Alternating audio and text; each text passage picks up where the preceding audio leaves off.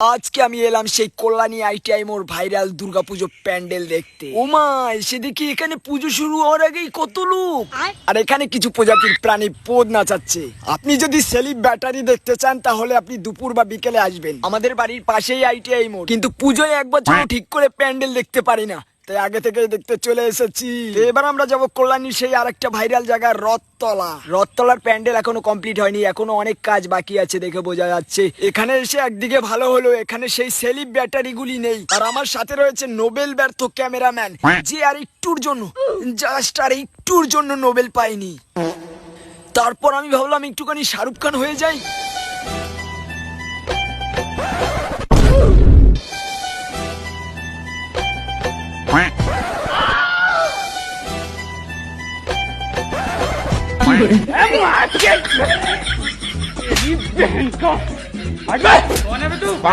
তোমরা যদি আইটিআই মোড় বা রথতলার প্যান্ডেল লাইনে না দাঁড়িয়ে দেখতে চাও তাহলে অবশ্যই অবশ্যই গাটকে গিয়ে আমার নামটা বলবে না, তাহলে কিন্তু উদুম কেলাবে।